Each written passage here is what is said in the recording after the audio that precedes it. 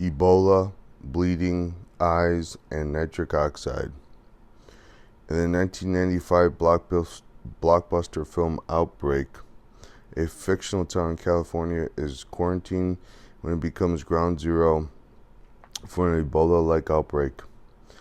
The CDC and military medical researchers are tasked with containing and treating infected people who display all the classic symptoms of the Ebola virus, including bleeding from all orifices shortly after dropping dead.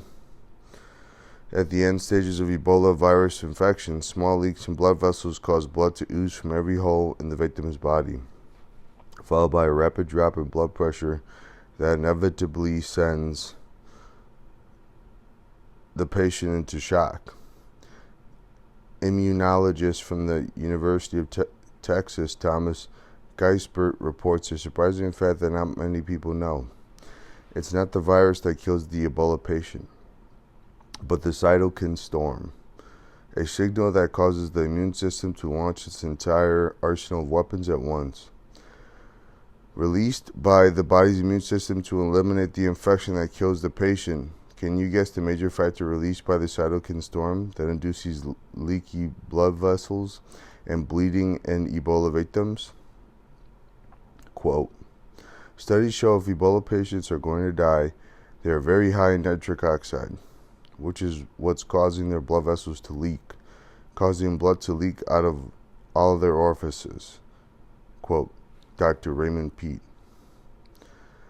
During an outbreak of the Ebola virus in Uganda in 2000, scientists obtained and analyzed blood samples from patients to examine gene expression, antigen levels, and nitric oxide levels. The study found that blood vessels of nitric oxide were much higher in fatal cases. If nitric oxide is responsible for the blood gushing horror seen in Ebola victims, do you still believe it's a health panacea? Conclusion. In stark contrast to popular belief and medical dogma, no, nitric oxide is not the miracle molecule it is commonly believed to be. The many tragedies involved by nitric oxide promoting drugs like Viagra demonstrate clearly that nitric oxide in excess is a destroyer of health and lives. The colossal and almost universal misunderstanding of nitric oxide in society began when pharmaceutical companies synthesized a drug that they believed would benefit men struggling to get erections. Industry-funded propaganda got the ball rolling on this line of thinking. Then the reductionist mindset of scientists, which see the body as a machine composed of parts rather than a dynamic living organism capable of self-regulation, healing, and regeneration, bolstered its momentum to the point where we are today. Society as a whole now endorses the lie as self-evident. In isolation, most scientists perceive the observation of blood vessel dilation to be of benefit.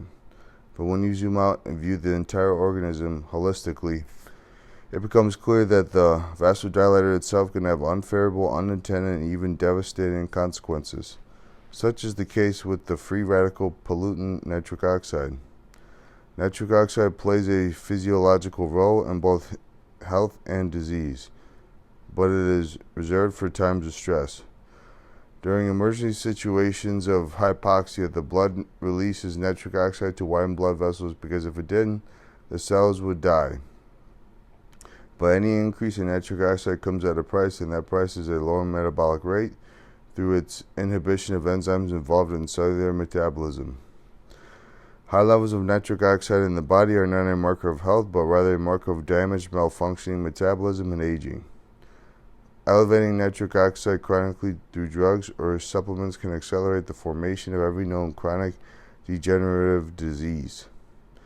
So next time you consider popping a Viagra pill or attempted to purchase nitric oxide prodrugs or super beats loaded with the nitric oxide precursor arginine to spice up your next workout, I hope you remember this chapter before making a decision. Like the big bold lettering on the front of a yellow painted road sign before a treacherous patch of snowy, winding, mountainous road, my suggestion would be proceed with caution. key points to remember. In the 1980s, drug company propaganda convinced the scientific world that nitric oxide was no longer a toxic pollutant, but rather a health-promoting substance to launch their new erection drug Viagra. Nitric oxide is a free radical, which means it's highly reactive with other cellular structures, and it tends to increase in the body with age. The bodybuilding world has been promoting nitric oxide supplements for decades. Unfortunately, and contrary to what is often claimed by supplement manufacturers, evidence suggests the overall effect of nitric oxide supplementation is reduced testosterone levels, muscle growth, and muscle performance, as well as lower overall health.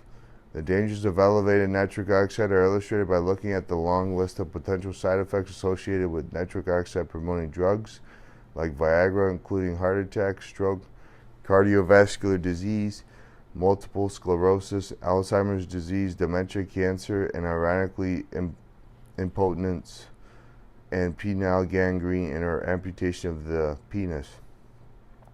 The body's primary vasodilator is carbon dioxide, which is adequately present when cellular metabolism is properly functioning. When cellular metabolism isn't working properly and tissues are deficient in oxygen, the body's backup vasodilator nitric oxide is summoned to combat the hypoxia. In small amounts, nitric oxide increases blood flow and provides oxygen to parts of the body that need it. In larger amounts and/or chronically, nitric oxide has the opposite effect, blocking the body's ability to use oxygen and directly contributing to disease and aging.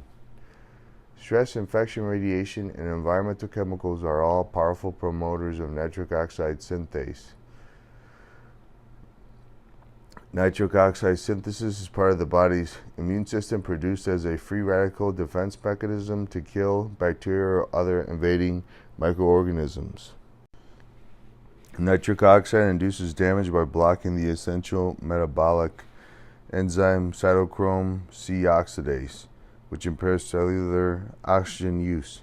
Scientists experimenting with Viagra on pregnant women killed 11 babies in 2018. Despite this tragedy, similar experiments continue to this day. The blood leakage from the eyes, ears, mouths, and other orifices of the body seen in Ebola patients is caused directly by nitric oxide. The nitric oxide hypothesis of aging suggests nitric oxide is the primary driver of aging and causes damage to literally every organ in the body, particularly the brain and heart.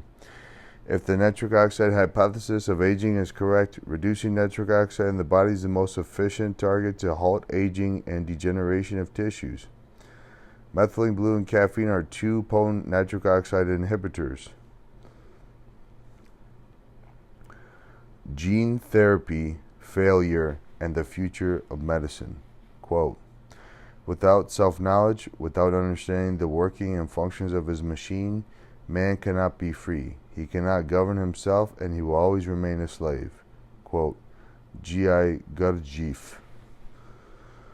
Mainstream medicine focuses on treating and alleviating symptoms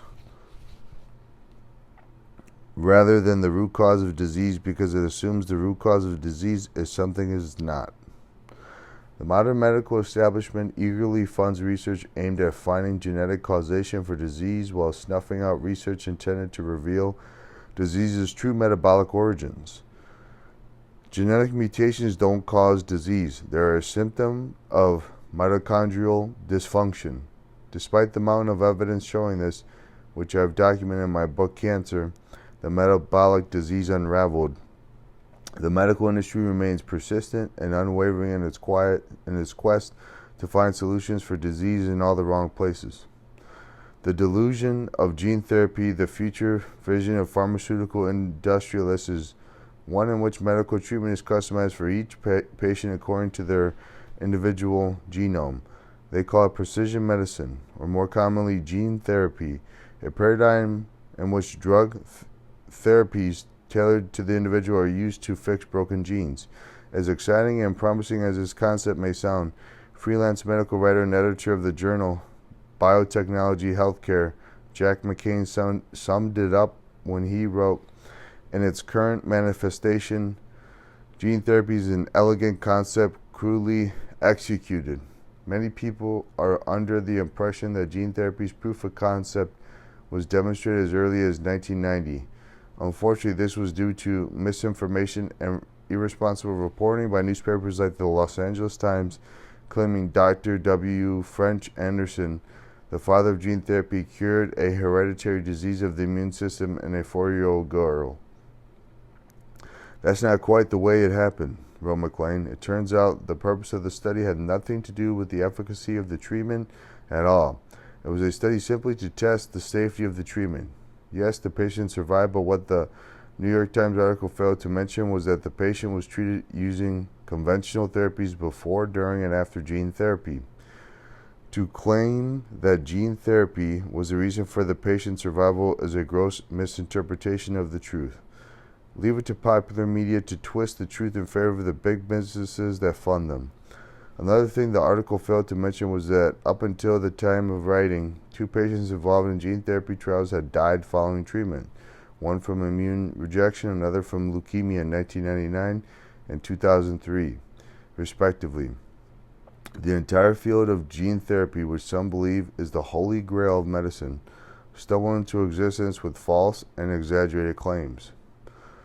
Theodore Friedman, who has been deeply involved in the study of gene therapy for many decades, said the purported success of the initial clinical trial in gene therapy is a perfect example of the confluence of exaggerated expectations and wishful thinking.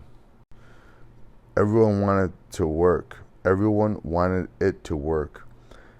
But he added, it was unfair to patients and the public that the heightened expectations generated by some of the scientists and their institutions, the media, and others served to raise false hope in many patients with many kinds of disease. Hope is necessary, but knowingly making undeliverable promises and raising false hope is cruel, Friedman says. The delusion of a cure contributed to crashing disappointment later. The father of gene therapy made the following prediction. Indeed, within 20 years, I expect that gene therapy will be used regularly to ameliorate and even cure many ailments. An exciting prospect indeed. However, he made that prediction in 1995, which means the 20-year window expired many years ago, and today the routine use of gene therapy is non-existent, and nothing even remotely close to a cure has come from it. As of October 2020, there are 8 gene therapy products approved and in clinical use worldwide, including Gendicine in 2003 in China, 2 Glybera in 2012 in Europe, 3 Strimvelis in 2016 in Europe, number 4 Tisagenlecleucel in 2017 in the United States, 5 Oxycodone in 2017 in the United States, 6 Luxturna in 2017 in the United States, 7 Zolgensma in 2019 in the United States, 8 Zynteglo in 2019 in the United States. In stark contrast to Dr. Anderson's predictions about gene therapy, none of the existing approved gene therapies are used regularly, nor are any of them curing people. These therapies are not used regularly because their prices are astronomically high. For example, a single dose of Zolgensma will cost you $2.125 million, officially the most expensive drug of all time. It seems scientists would rather bite their toenails just so their full mouths would give them an excuse not to admit the truth. Damaged genes do not cause disease. Yet despite the monumental failure of gene therapy, the systemic grooming of gene therapy by the media in bed with the pharmaceutical industry and by government institutions funding research thus far has remained bulletproof. Biomedicine and gene therapies are booming, but we realize as for other therapeutic approaches that they suffer intrinsic constraints and limitations and that their most relevant therapeutic fields are complementary to those of traditional drugs. They are now viewed as potentially synergistic with these traditional drugs rather than competitors, conceded French scientist Jean-Luc Galzi in 2019. Despite being proven a failure, publishing activity in hope of the promises of gene therapy, some scientists somehow remain higher than ever. Professor Ispizua Belmonte of the Salk Institute in the U.S. said of gene therapy, "It allows us for the first time to be able to dream of curing disease that we couldn't before, which is exciting." Professor Belmonte and scientists who share his excitement can continue dreaming all they want, but the prospect of curing disease using gene therapy will never be anything other than a dream. It's time to leave the genetic-based medical treatment paradigm in the dust.